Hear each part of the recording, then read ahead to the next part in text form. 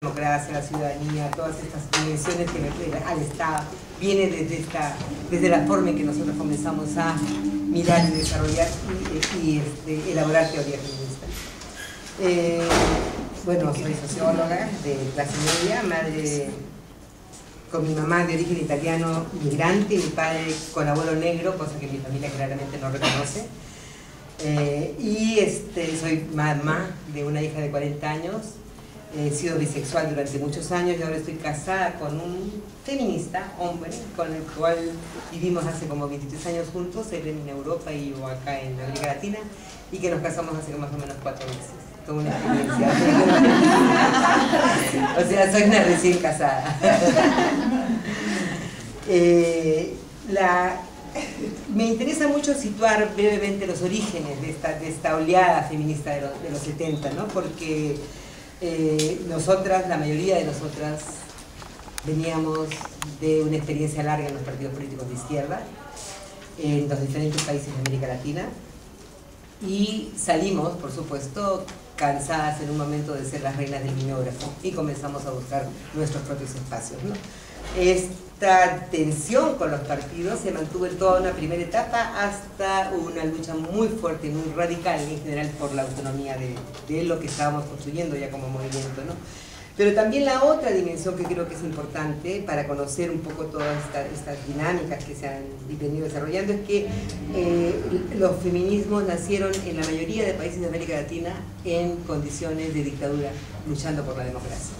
Y entonces, claro, es un feminismo de clase media, es un feminismo originario, ¿no? No estoy hablando del actual, más urbano, pero con una diferencia abismal con cualquier otro feminismo de la misma característica de países como de Europa o de Estados Unidos, porque nuestra forma de crecimiento, nuestra memoria histórica, política y el compromiso que teníamos venía básicamente de estas canteras, ¿no? Y de la lucha por la democracia. Y bueno, ustedes me imagino tienen pues una experiencia tremenda, muy dura acá, porque fue una de las dictaduras más férreas, ¿no?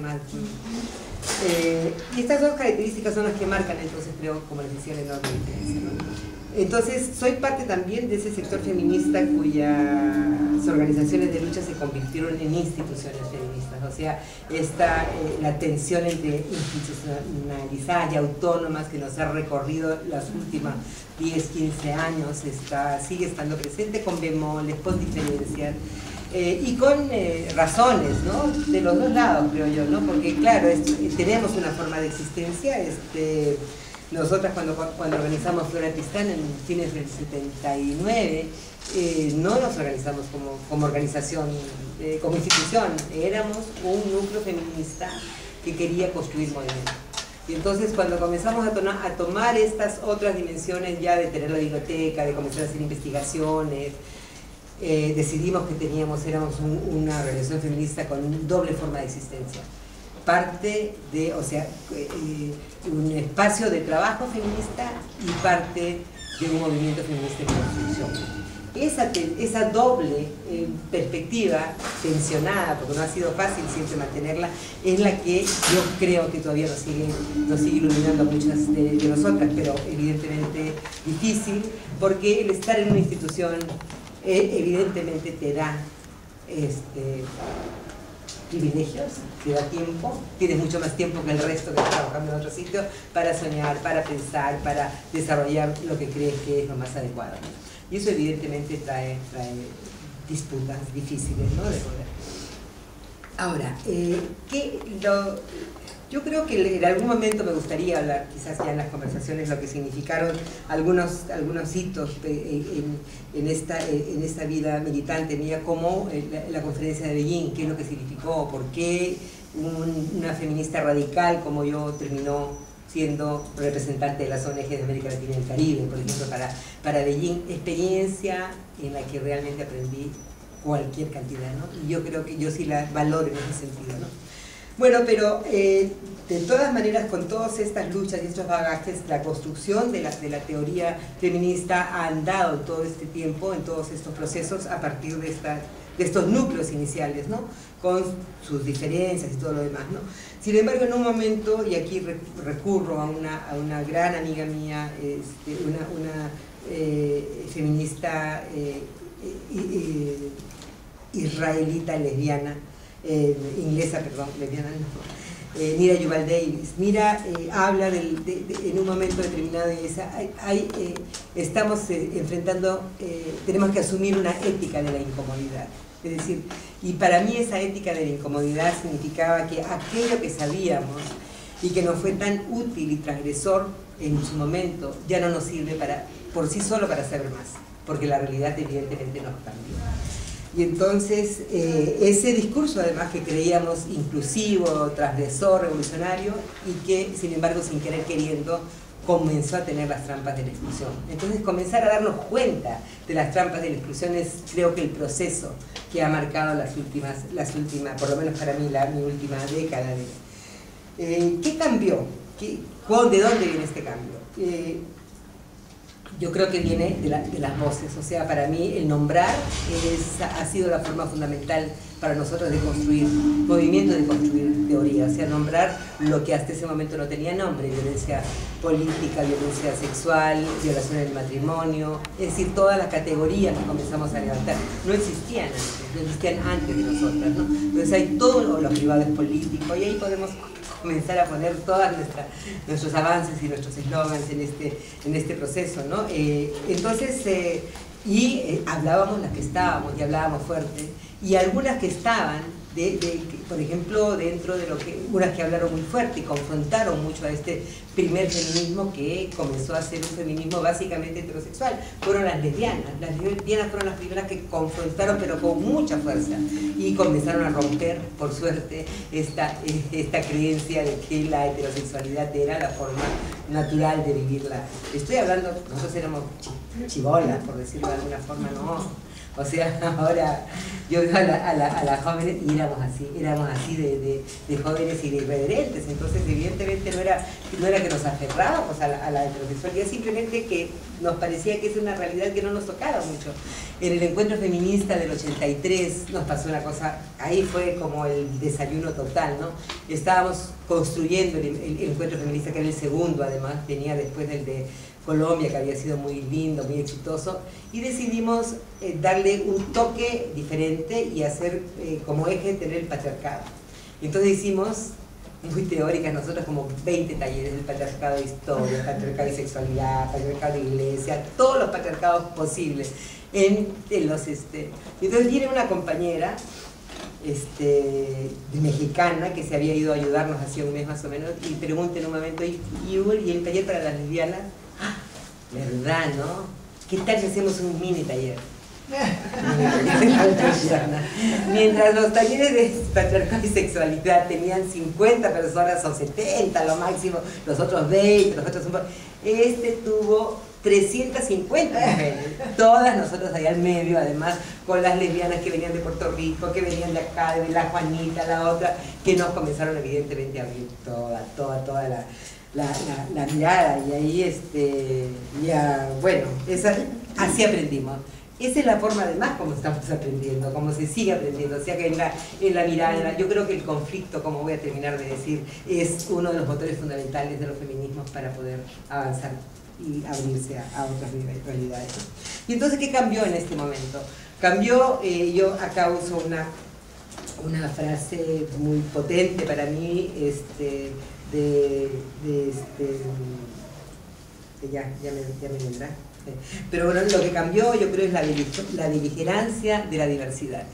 Es decir, primero porque estamos en un periodo histórico caracterizado por una creciente complejidad, tanto por los dramáticos cambios vividos a nivel global, tanto por una evidente crisis civilizatoria que está cuestionando las bases mismas y la lógica misma de este sistema capitalista, patriarcal, racista, heterosexual, hegemónico, pero también por la creciente presencia, visibilidad, audibilidad y reflexiones de nuevos y nuevas sujetas que comenzaron a posicionarse con una voz propia en este universo donde aparentemente no estaba teniendo ni espacio ni lugar, ¿no?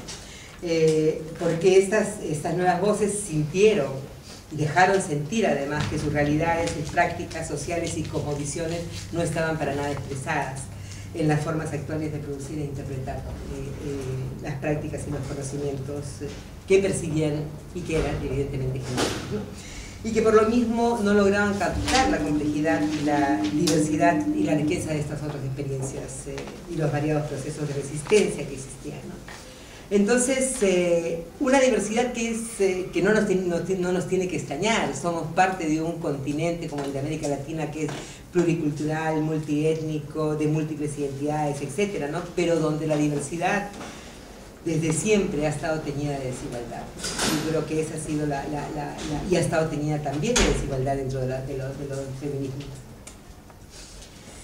Por los efectos del capitalismo centralista, la colonialidad, el racismo, la homofobia, en fin, todas las dinámicas antidemocráticas a las que estamos expuestas, ¿no?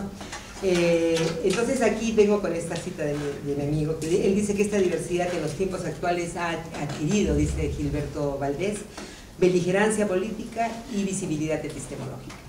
Beligerancia política, ¿por qué? Porque confronta activamente y desde múltiples actoras y sujetos las múltiples estructuras de dominación a las que nos enfrentamos, ¿no? Desde el género, el patriarcado, el racismo, la explotación económica, la destrucción del ecosistema, el etnocentrismo, eurocentrismo, misoginia, etcétera, ¿no?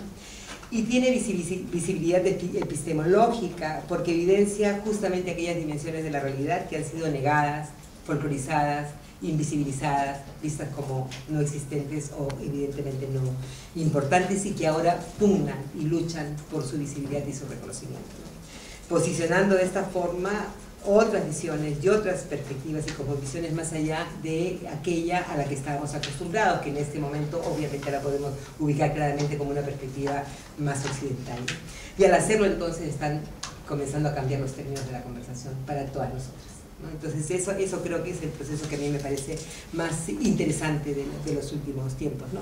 Para los feminismos esta beligerancia ha tenido efectos realmente contundentes, o sea, primero, los feminismos somos plurales, estoy hablando de mi posicionamiento, desde aquel feminismo con el cual yo me siento, o sea, siento que lo he construido y con el cual me siento también en esta ambivalencia, ¿no? O sea, de las cosas que hicimos que fueron tan importantes y las tremendas cosas que dejamos en el vacío porque simplemente no estaban en el horizonte referencial, ¿no? Entonces, esta beligerancia ha tenido, como les digo, efectos para mí contundentes, ¿no? Alimentando sustancialmente los contenidos de otras formas de diálogo. Y acá quiero recurrir a los procesos que ha significado esto, agarrando esto que dice la Claudia Lima Costa y que tú también usas, porque también te he usado en una de mis reflexiones, que es el tráfico de teorías. ¿En qué sentido? En el sentido de que los discursos, las propuestas, las teorías de los movimientos evidentemente se expanden y viajan de un lado a otro, y al viajar van adquiriendo determinado tipo de características que van alejándose o acercándose, dándole otras dimensiones o entendimiento a lo que eran las ideas originales, ¿no? Karina se pregunta en este proceso, yo encontré esto y me gustó mucho, dice, ¿a través de qué otras vías viajan las teorías feministas y sus conceptos fundamentales? ¿Cómo se traduce luego en contextos históricos y geográficos diferentes? ¿Qué lectura reciben las categorías analíticas feministas cuando pasan de un contexto a otro? Pero sobre todo, ¿cuáles son las posibles zonas de contacto?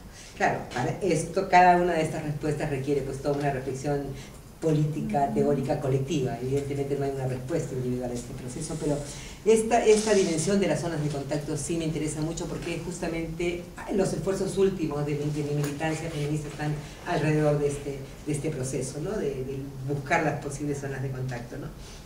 Y también acá quiero rescatar otra dimensión, otra idea que trae Sonia Álvarez, que habla justamente con el tráfico de teorías, ella habla de los flujos, de la forma en que las ideas y las experiencias van viajando, ¿no? En flujos, ella dice, horizontales y verticales. Y los verticales, comienzo con ellos porque a pesar de las tremendas dificultades que significan negociar con estados, con los estados nuestros que aparentan ser democráticos cuando realmente no lo son, o cuando el tipo de propuestas que finalmente logramos enganchar las políticas públicas son un remedo muy debilitado de aquellas que realmente que están dentro de las agendas nuestras, pero finalmente esto es lo que ha significado tener por lo menos una normatividad básica por la cual seguir peleando para ampliarla, ¿no? Entonces estos flujos verticales creo que han sido muy fuertes de los feminismos hacia estos otros espacios, pero también han sido por los otros movimientos, o sea, la lucha de las indígenas, las y los indígenas por su decenio, por el convenio 168 de la OIT sobre pueblos indígenas, la lucha de las trabajadoras del hogar que acaban de tener su convenio 189 para que los países esa es una lucha que viene de estos flujos verticales y que es fundamental no perderla. Sin embargo, creo que una de las grandes limitaciones de los feminismos en diferentes momentos, especialmente por desgracia después de Beijing y un poco más adelante, fue hacer mucho más incidencia en estos flujos verticales que en esta forma más horizontal y contracultural de alguna forma de desarrollo. Y entonces estos flujos horizontales creo que viajan también de movimiento a movimiento. Para nosotras creo que fue interesante ver cómo muchas de las ideas levantadas por el feminismo viajaban rápidamente, por ejemplo la violencia contra las mujeres, ¿no? En un primer momento yo pensé de que era porque la violencia era lo que más nos acercaba a la victimización de las mujeres, ¿no? Entonces era más fácilmente que los gobiernos, pero la forma en que la lucha de la violencia se ha dado ha sido realmente tremendamente significativa y mucho más compleja que solamente violencia doméstica, sino a todos los niveles, ¿no? Pero bueno, otras dimensiones como el cuerpo como territorio político y sujeto de derecho ha viajado más lentamente, ha tenido mucho más resistencia de la curia y los estados, etcétera, etcétera. Y también de varios de los movimientos, ¿no? Es parte de los procesos en este momento de diálogo, ¿no? Para ver por dónde. Pero al mismo tiempo creo de que lo que se ha tenido con muchísimo más fuerza que antes, quizás no tanto porque había mucho más audibilidad de las nuevas actoras sociales, sino porque creo que también comenzamos a tener un poco más de sensibilidad para escuchar lo que estaba viniendo de estas otras realidades, ¿no? Creo que todas estas, primero la expansión visible del derecho a la diferencia y una mayor radical conciencia de la necesidad de incorporar la dimensión étnico-racial y el racismo como parte fundamental de cualquier agenda feminista, cualquier agenda de transformación, pero mucho más allá de eso, o sea, recuperar la tensión entre los derechos individuales y los derechos colectivos, por ejemplo, ¿no? Tratar de recuperar lo que es la mirada no solamente a las mujeres propietarias, como en las indígenas decían, nosotros no queremos el acceso a la propiedad de la tierra, nosotros queremos nuestro territorio. La lucha por el territorio como una lucha absolutamente fundamental dentro de los nuevos parámetros emancipatorios en los cuales tenemos que comprometernos como movimientos y como feministas, ¿no? Y el hecho de que hayan surgido una serie de otras dimensiones feministas iluminando dimensiones que estaban bastante oscurecidas. Yo estoy hablando, no son los únicos, pero los feminismos comunitarios, el feminismo paritario indígena, los feminismos desde los márgenes, que trabaja tanto Karina y ustedes, son algunos aportes y propuestas que complejizan permanentemente esta mirada, ¿no? Entonces, creo que y como discutíamos en algún momento con algunas de las amigas, o sea, a esta riqueza de experiencias, de riqueza conceptual, de cosmovisiones, podemos acercarnos como tradicionalmente lo hacíamos antes, ¿no? O sea, desde una perspectiva básicamente monocultural que clasifica e interpreta fenómenos y conceptualizaciones diversas desde una sola matriz, cosa que hacíamos evidentemente sin querer queriendo, como se dice, ¿no? Porque siempre no es que, ay, que mira, yo tan buena no me di cuenta, pues no, o sea, ahí ya evidentemente uno respondía también a determinadas formas que le dan más confianza o privilegios, etcétera, ¿no? Bueno, pero entonces podemos asumirla, seguirla asumiendo así, o podemos asumirla realmente como expresión de conocimientos, experiencias, decisiones desde otras perspectivas y recuperando esto que un autor que a mí me gusta mucho, que es bastante amigo mío y con el cual hemos compartido mucho, especialmente en el Foro Social Mundial, que es Boaventura de Sousa Santos. Él habla de muchas cosas, pero entre ellas habla de la ecología del conocimiento, que creo que es realmente central como conceptualización, ¿no?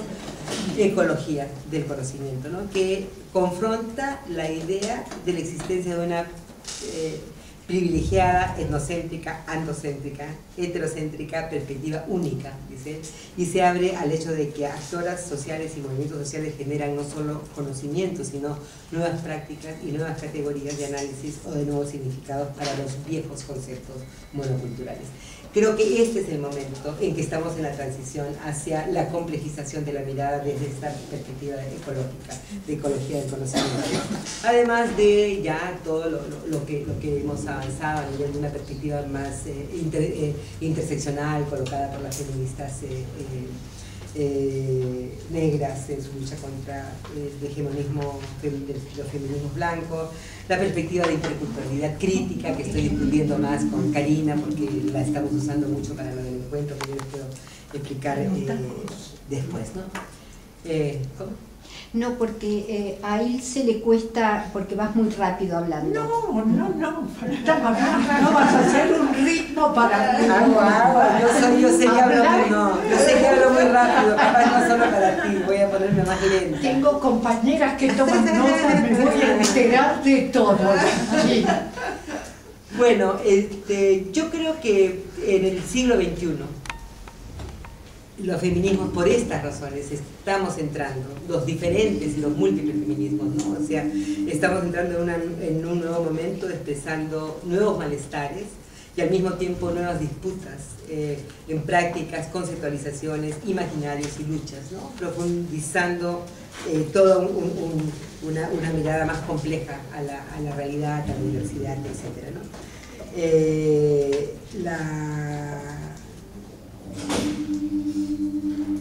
Creo que aquí ya me perdí, que es lo que estoy entrando aquí con ya sé. Sobre todo porque una de las cosas importantes en este proceso es cómo los conceptos nos están cambiando. Por ejemplo, dentro de todo este proceso de redescubrimiento de otras voces y otras miradas, una de las conceptualizaciones que evidentemente está en disputa permanente es el concepto de género.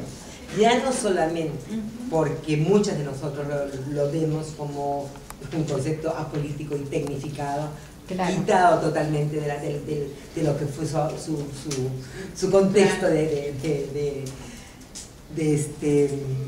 crecimiento, de desarrollo, ¿no? Sino porque además yo un día casi me muero cuando un señor llegó, un joven simpático, sabía un poquito, pero qué sé yo, no, nada, tenía una tarjeta y se presentaba como generólogo. ¿Qué cosa es? Un generólogo. Entonces, claro, no nos sirve, los generólogos y las generólogas no nos sirve que se queden en su casa, que hablen de desarrollo. Yo estoy en contra del desarrollo, estoy buscando alternativas diferentes, bueno. Entonces, pero esa era, hasta ahí había llegado esta crítica, pero de repente llegan las compañeras afro, entre ellas Felipe Carneiro, ¿no? Que es una de las... Y ella dice, oye, me dice, cuando ustedes están hablando de romper, de que las mujeres rompan el encierro doméstico, ¿de qué mujeres están hablando? Si nosotras nunca estuvimos encerradas en la casa. Claro.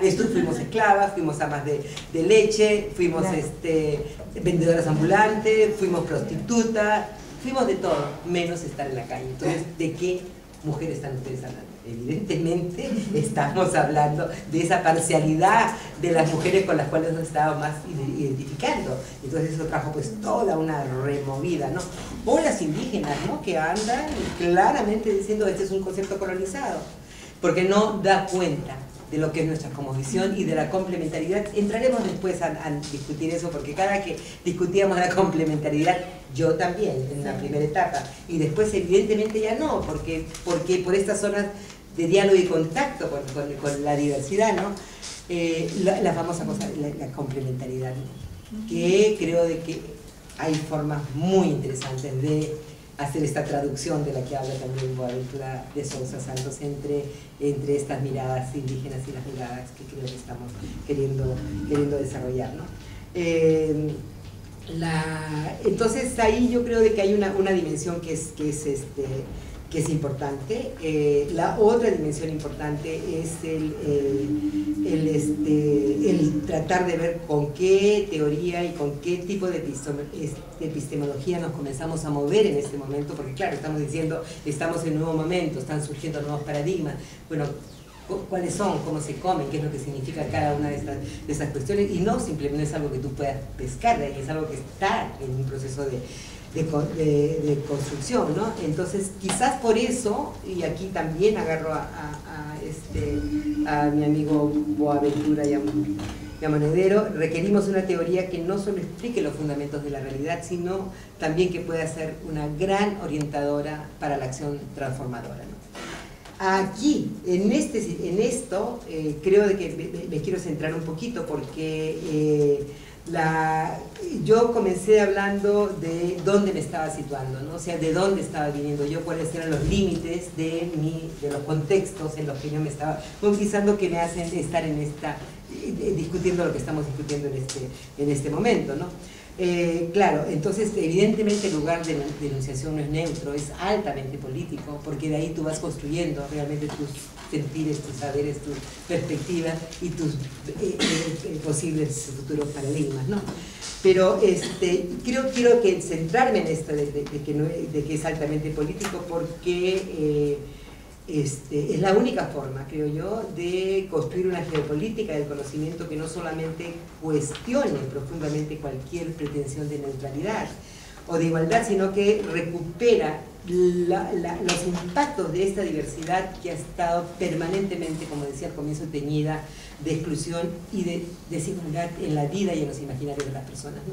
Y acá quiero citar una cita de Breni Mendoza, que me parece realmente muy, muy contundente. Ella dice: cuando estás en los márgenes, cuando tu historia ha marcado el lugar desde que hablas, cuando el racismo o la explotación económica ha marcado tu identidad, no puedes dejar la historia a un lado y hablar desde ninguna parte.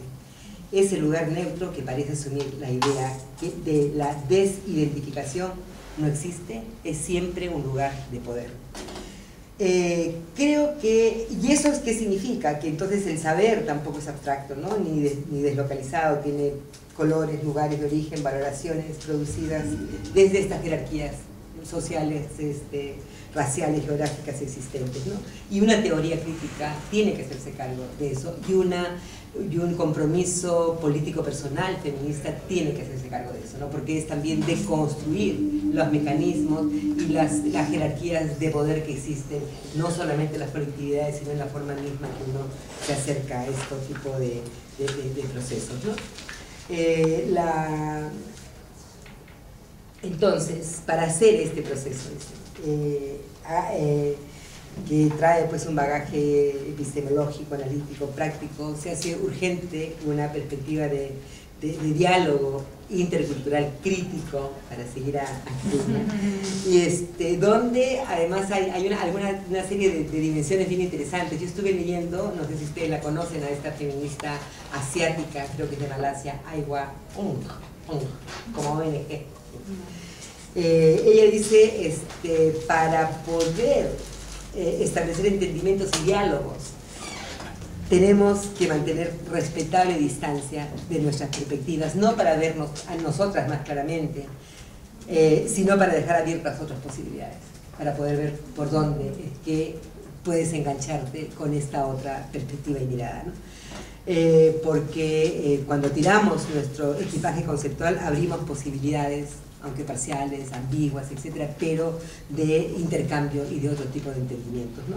Porque cada una de estas diferencias me reta a mí a ver algo que yo no tengo, que no estaba en mi punto de vista, que no estaba en mi posicionamiento ético, político, desde donde yo me estoy posicionando, ¿no? Y entonces esta idea de generar zonas de articulación, de estar en conexión, de establecer estas zonas de contacto, como dice Boaventura, o las identidades transversales que habla Mira Yuval Davis, los espacios híbridos de los que habla Preciado, los procesos de identidades negociadas, etcétera, comienzan a ser lugares simbólicos nuevos desde otros reconocimientos donde es fundamental poder comenzar a abrirse y a ver hacia dónde nos llevan, no para estar de acuerdo, evidentemente que hay una serie de dimensiones con las cuales yo estoy en desacuerdo o simplemente no tengo la capacidad en este momento para entenderla desde mi posicionamiento. Eso no significa que, como antes creo, simplemente se escuchaban y en la medida de que no estaban dentro de los cánones establecidos, eso quedaba como afuera, ¿no? Creo que ahora está impregnando profundamente toda la forma y las miradas de desarrollar, ¿no? Termino rápidamente con esto, con algunas pistas. Qué lástima que mira cómo está mala así que voy a tratar de ver cómo lo... Claro, yo la primera idea, ¿no? Que la primera pista es que los feminismos latinoamericanos estamos enfrentados en un contexto de cambios y transiciones paradigmáticas, cuya meta última es desoccidentalizar la emancipación social y buscar un paradigma distinto a aquel que hemos estado usando, o paradigmas diferentes, ¿no?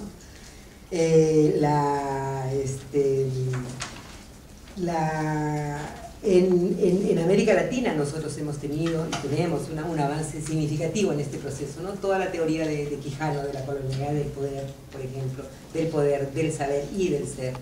Y las confrontaciones que las feministas estamos poniendo, evidentemente, una María Lugones que es capaz de decirle, oye, sí, está bien la raza, pero ¿dónde está el sexo? ¿Dónde está el patriarcado? O sea, ¿por qué esta dimensión no está?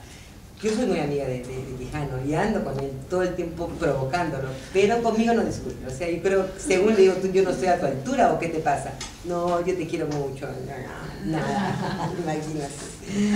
Pero bueno, esto yo creo de que ha sido, es importante la forma en que estas conceptualizaciones nuevas están siendo reapropiadas, reformuladas, replanteadas por los feminismos, ¿no?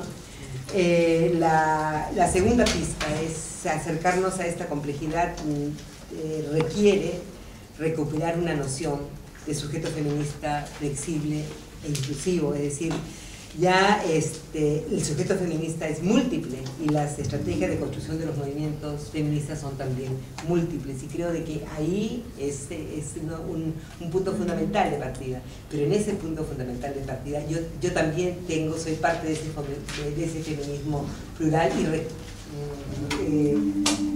reclamo reconocimiento, ¿no? O sea, no quiero dar la idea de que me estoy subsumiendo en toda esta, al contrario, estoy tratando de ver cómo nos acercamos a esta